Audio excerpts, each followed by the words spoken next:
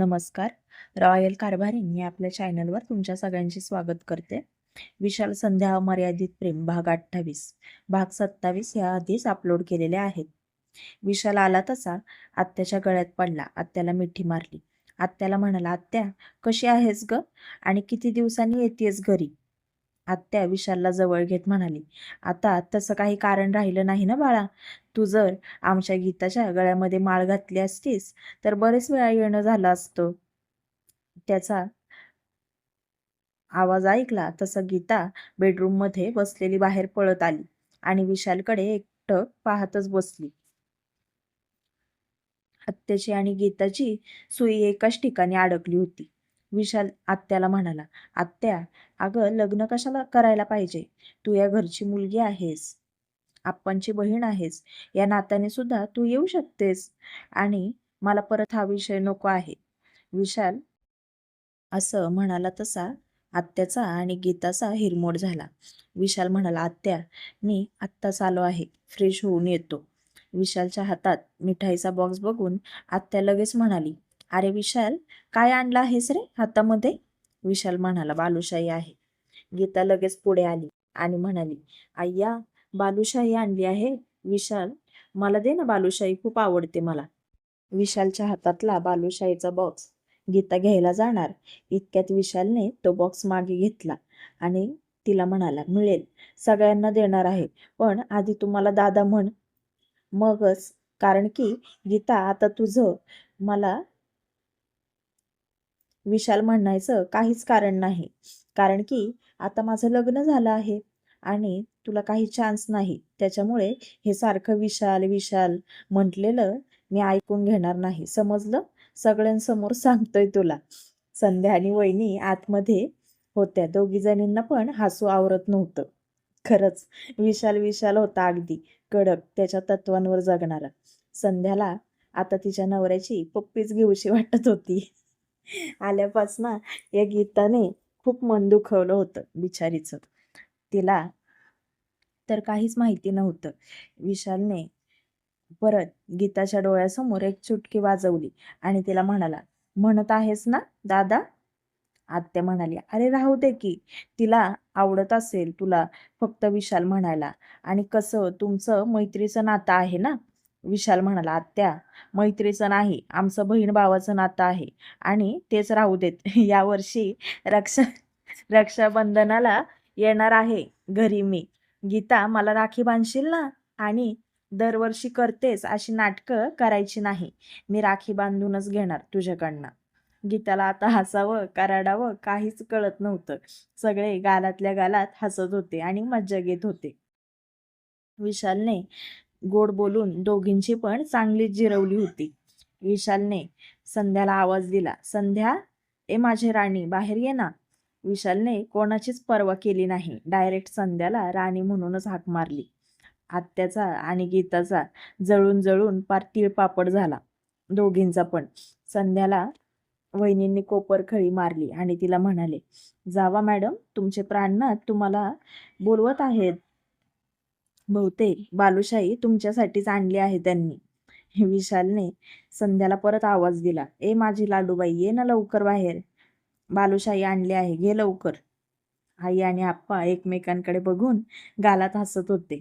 भाऊ आतमध्ये बेडरूम मध्ये गेला. संध्या लाजत लाजत बाहेर आली आणि बाहेर येऊन विशालने तिच्या हातात पिशवी दिली आणि तिला हळूच डोळा मारला. संध्या लाजून आतमध्ये किचन मध्ये गेली. गीता मनातच म्हणाली, ह्यांचं प्रेम बघायला आम्हाला थांबवलं आहे का काय. काय माहिती इथे. आप्पा विशालला म्हणाले, काय मग विशाल, अरे आज बालुशाही कशी काय आणलीस. विशाल म्हणाला, आप्पा सहजच आणली, मला खाऊशी वाटली म्हणून घेऊन आलो. बरं मी फ्रेश होऊन येतो. आत्या बाहेर आलो ना की भरपूर गप्पा मारू. आता आत्या काय गप्पा मारते. आत्याला गोड चारण्याऐवजी विशालने कडू कारलंच आत्याला भरवून गेला होता. असं तोंड झालं होतं आत्याचं, एकदम कडू कडू. आता दोघींना जेवण तरी गोड लागणार होतं का नाही काय माहिती. आप्पा पुढे आले आणि संध्याला आणि वहिनींना आवाज दिला आणि म्हणाले, लवकर जेवण वाढायला घ्या, गरमागरम. विशाल येईल त्याचं आवरून. दोघींनी पण पटकन जेवण बाहेर आणलं. गीता सगळ्यांची नजर चुकवून परत विशालच्या बेडरूम मध्ये जाणार इतक्यात संध्याने तिचा हात धरला आणि म्हणाली, गीता, अगं तिकडे कुठे चालली आहेस? इकडे ये, जेवायला बस. विशाल पण हातपाय धुवून लगेच बाहेर आला. संध्याने तिला हाताला धरून खाली बसवलं आणि तिच्या कानात हळूच म्हणाली, मगाशी ते काय म्हणाले ऐकलं आहेस ना तू? आता शांत बस. पाहुणे आहेस ना, मग पाहुणचार करून घे. संध्या संध्याने तिला हाताला धरून खाली बसवलं. विशाल संध्या कधी खाली बसते याची वाट पाहत होता, म्हणजे तिच्या शेजारी बसायला. भाऊ म्हणाला, विशाल, अरे बस की, तुला काय आज उभ्याने जेवायचं आहे का काय? खाली बस की जेवायला माझ्या शेजारी. विशाल खाली बसला आणि भाऊ त्याला म्हणाला, काय मग विशाल, माझ्या शेजारी बसल्यावर जेवण जाईल ना? विशाल म्हणाला, असं काही नाही रे, ते आपलं असंच. विशालचा भाऊ विशालला हळूच म्हणाला, विशाल, जास्त प्रेम पण दाखवायचं नसतं सगळ्यांसमोर, नजर लागते. आणि दोघे पण हसायला लागले. विशाल म्हणाला, भाऊ तू पण ना. सगळ्यांचं जेवण झालं. आप्पा विशालला म्हणाले, विशाल, शतपावली करायला जाणार आहेस ना, तेव्हा सगळ्यांसाठी पान घेऊन ये. विशाल म्हणाला, आणतो आप्पा. विशाल शतपावली करायला गेला आणि सगळ्यांसाठी येताना पान घेऊन आला. किचन मध्ये आला तर संध्या आवरत होती. विशाल म्हणाला, पान सगळ्यांना दे आणि आपल्या दोघांचं त्या दिवशी सारखं बेडरूम मध्ये गेल्यावर खाऊ, असं तिला डोळा मारत म्हणाला. संध्या लाजली आणि सगळ्यांना तिने पान दिलं. विशाल तिला हळूच म्हणाला, लवकर बेडरूम मध्ये ये, मी वाट पाहत आहे. संध्याने पण खाल्लं नाही. विशालचं आणि तिचं पान हळूच पदराआड लपवून त्यांच्या बेडरूम मध्ये आली आणि पटकन दाराची कडी लावली तिने आणि विशालला एकदम घट्ट मिठी मारली. विशाल म्हणाला, अरे वा, आज माझी लाडूबाई लवकर आली बेडरूम मध्ये. संध्या काहीच बोलत नव्हती, नुसती रडत होती. तिच्या हुंदक्यांचा आवाज विशालला आला. विशालने पटकन तिचा चेहरा उंजळीत पकडला आणि तिला म्हणाला, ए संध्या, काय झालं ग, का रडतेस? माझ्या राणीसाठी सगळं आणलं की, बालुशाही आणली, पान आणलं, अजून काय हवं आहे? संध्या त्याला म्हणाली, काही नाही, असंच डोळ्यात काहीतरी गेलं म्हणून पाणी आलं असेल डोळ्यातनं. आणि ती झोपायला जाणार इतक्यात विशालने तिचा हात धरला आणि तिला पटकन स्वतःकडे वळवलं आणि मिठीत घेतलं. तिला म्हणाला, संध्या, सांग ना, काय झालं? मला आज तू रोज दिसतेस अशी दिसत नाही. कोणी काही बोललं आहे का तुला? संध्या त्याला म्हणाली, नाही हो, काहीच नाही. विशाल तिला म्हणाला, तुला माझी शपथ आहे, आता सांग काय झालं? विशालने शपथ दिली म्हणून संध्याने आज आल्यापासूनच गीताचं वागणं विशालला सांगितलं. विशालने तिचा हात धरला जोरात आणि नेमकं तिला जिथे नख लागलं होतं त्याच्यावरती विशालने घट्ट पकडलं आणि संध्याला खूप दुखायला लागलं. तिने पटकन तिचा हात त्याच्या हातातनं सोडून घेतला. विशाल तिला म्हणाला, संध्या, अगं काय झालं? विशालने पाहिलं तर संध्याला लागलं होतं. विशाल तिला म्हणाला, संध्या, काय झालं? हे स्वयंपाक करताना लागला आहे का काय? संध्या म्हणाली, नाही हो, ते गीताचं नख लागलं आहे मगाशी. खूप जोरात लागलं होतं, रक्त पण येत होतं. विशालने रागात मुठी घट्ट आवळल्या आणि म्हणाला, तिची हिंमत कशी झाली तुला त्रास देण्याची? आणि तिला मी पसंत केलं नाही, त्यात तुझा काय दोष आहे? तू माझी बायको आहेस. एवढंच आहे तर माझ्यासमोर येऊन मला विचारायचं की तू मला पसंत का केलं नाहीस? तिला स्पष्ट भाषेत मी सांगितलं असतं, माझ्या बायकोला कुणी त्रास दिलेला मला आवडणार नाही. आत्ताच जाऊन तिला जाब विचारतो, तिने असं का केलं, चल माझ्यासोबत. संध्याने त्याला लगेच थांबवलं आणि त्याला म्हणाली, शांत व्हा, कशाला इतका रागा करून घेत आहात? आणि आता सगळे झोपले आहेत, उगाच घरात रात्रीचा तमाशा नको. आणि आजची रात्र ते आपल्याकडे आहेत. तुम्ही शांत व्हा आणि डोक्यात राग घालून घेऊ नका, म्हणून तुम्हाला सांगत नव्हते मी काय. विशालने संध्याला जवळ घेतलं आणि तिला म्हणाला, सॉरी. संध्या त्याला म्हणाली, तुम्ही कशाला सॉरी म्हणताय? आणि मला आज थोडंसं वाटलं वाईट, कारण की माझ्यासोबत असं कोणीच कधी वागलं नाही. पण आनंद या गोष्टीचा आहे की जे तिच्याकडे नाही ते माझ्याकडे आहे, माझा विशाल. संध्याने त्याच्या गालावर भरपूर किस केले आणि त्याला म्हणाली, आय लव्ह यू विशाल. विशाल पण तिला म्हणाला, आय लव्ह यू टू माझी मनीमाऊ. संध्या त्याला म्हणाली, आहो आपल्या दोघांचं पान खायचं राहिलंच की. विशाल हसला आणि संध्याला म्हणाला, संध्या मला नको पान, आता माझी इच्छा मेली आहे. संध्या म्हणाली, अशी कशी काय मेली तुमची इच्छा? लगेच मरते. आता तिला परत जागवा आणि 2 दिवसाचा विरह संपवा.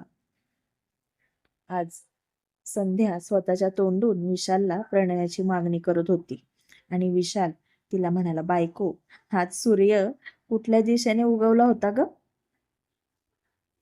संध्या त्याला म्हणाली, तो त्याच्या दिशेनेच उगवला होता, पण 2 दिवस माझा नवरा खूप तापला होता ना माझ्यावरती, अगदी चटके बसत होते त्याचे. पण आता म्हटलं त्याच्या प्रेमाच्या प्रणयाच्या पावसामध्ये अगदी चिंब चिंब भिजून जावं. विशालने तिचा नाक चिमटीत घेत तिला म्हणाला, हो का, मग जाऊ की भिजून. विशालने संध्याला उचलून घेतलं आणि अगदी अलगद बेडवरती ठेवलं. विशालने संध्याला भरपूर किस केले आणि दोघांनी पण पान खाऊन चोच लाल केली. विशाल तिला म्हणाला, संध्या तुझ्यासाठी मी काहीतरी आणलं आहे. संध्या म्हणाली, आता काय आणलं आहे? विशालने संध्याच्या हातामध्ये बॅग दिली आणि तिला म्हणाला, उघडून बघ ना. संध्याने उघडलं तर त्याच्यामध्ये विशालने तिच्यासाठी 2 सॅटिनच्या गाऊन आणल्या होत्या, अगदी संध्याच्या मापाच्या. संध्या त्याला म्हणाली, काय हो अचानक काय गाऊन घेऊन आलात? विशाल तिला म्हणाला, अगं बायको असंच ग, तू रात्री बेडरूम मध्ये आलीस ना की झोपताना गाऊन घालत जा, साडी काढून ठेवत जा. आणि तुला मी किती वेळा सांगितलं आहे ड्रेस घाल घरात म्हणून. संध्या त्याला म्हणाली, आता ड्रेस घालावाच लागणार मला, कॉलेजला जायचं म्हटल्यावर. हो ते ठीक आहे, पण घरात पण घालत जा ना. तुला मी गाऊनच घाल म्हटलं असतो, पण घरामध्ये नको. ड्रेस घाल, ते व्यवस्थित आणि सुटसुटीत वाटेल. आणि काय ग, तुला महाबळेश्वरला घेतलेला मी ड्रेस तू त्या गीताला कशाला घालायला दिला आहेस? किती आवडीने घेतलं मी तुला तो ड्रेस, माहीत आहे ना. आणि तो असाच कोणाला पण घालायला दिलास का तू? संध्या त्याला म्हणाली, अहो घालू दे. अचानक आल्या ना तर त्यांनी कपडे आणले नव्हते, म्हणून मी तिला दिला माझा ड्रेस घालायला. आणि ड्रेसचं काही नाही हो एवढं. विशाल तिला म्हणाला, संध्या तुझे ड्रेस कोणाला घालायला द्यायचे नाही, समजलं? कोणाला म्हणजे कोणालाच नाही, वहिनींना सुद्धा नाही, मला ते चालणार नाही. आणि आता तिने तो परत तुला ड्रेस दिला ना तर तू घेऊ नकोस अजिबात, तिलाच घालू दे. तिला म्हणावं ठेव तुलाच. संध्याला आता त्याचं खूप हसायला येत होतं आणि विशाल अगदी लहान मुलासारखं वागायचं कधी कधी. संध्या त्याला म्हणाली, अहो इतके काय हो तुम्ही लहान मुलासारखं वागता. आणि जाऊ दे, घालू दे, नको देऊ दे मला परत, चालेल मला. विशाल तिचा गाल ओढत म्हणाला, संध्या तुझा नवरा पण असाच घेऊन गेली तर चालेल का तुला? परत तिला म्हणशील का राहू दे तुझ्याकडेच, परत मला देऊ नकोस म्हणून. संध्याने विशालच्या कानाखाली मारली आणि म्हणाली, शांत बसा. असं कसं माझा नवरा घेऊन जाईल ती आणि मी बरा घेऊन देईल तिला? मला वेळ लागला आहे का तुम्हाला तिला द्यायला? आणि काय हो तुम्ही का असं बोलत आहात? विशालला आता हसायला आलं आणि म्हणाला, असंच मज्जा केली का तुझी पहिल्यांदा? संध्याने विशालच्या कानाखाली मारली होती. विशाल गाल चोळत म्हणाला, संध्या लागलं ना ग, एवढं जोरात मारतात का कानाखाली नवऱ्याच्या? संध्या त्याला म्हणाली, परत जर असं बोललात ना तर बघा मग माझ्यासारखं वाईट कोणी नसेल. मी जेवढी शांत आहे ना तितकीच खूप बेकार आहे मी, माझ्या नादाला लागू नका तुम्ही. विशाल आता घाबरला होता आणि मुद्दामून विषय बदलत म्हणाला, संध्या जाऊ दे ना, सोड ना तो विषय, तुझा नवरा तुझाच आहे, किती पण जन्म घेऊ दे, कुठल्याही जन्मात विशाल तुझाच असणार. परत नाही मी अशी मस्करी करणार. आणि मी जातोय तिच्या ताब्यामध्ये. अगं, जायचं असतं तर कधीच गेलो असतो. मी काय तसा वाटलो का तुला? संध्या, हाच ना ग. आणि जाऊ दे तिला. दे विषय सोडून तू. आणि तुला म्हटलं होतं ना मी, की मला सुट्ट्या आहेत 2 दिवस, तेव्हा आपण कुठेतरी बाहेर जाऊ. मग मी कुठेतरी जायचं प्लॅनिंग करतोय. पाहिजे तर आई आप्पांना, वहिनीला, दादाला घेऊन जाऊयात आपण. खरंच. संध्या म्हणाली, खरंच? पण कुठे जायचं? विशाल म्हणाला, जाऊयात कुठेतरी. ठरवलं नाही मी अजून. तुझं कॉलेज पण चालू व्हायच्या आत आपण जाऊन येऊयात. 1 दिवस कुठेतरी फिरायला नेतो माझ्या फॅमिलीला. चॅनलवरील कथा तुम्हाला जर आवडत असतील तर चॅनलला नक्की सबस्क्राईब करा.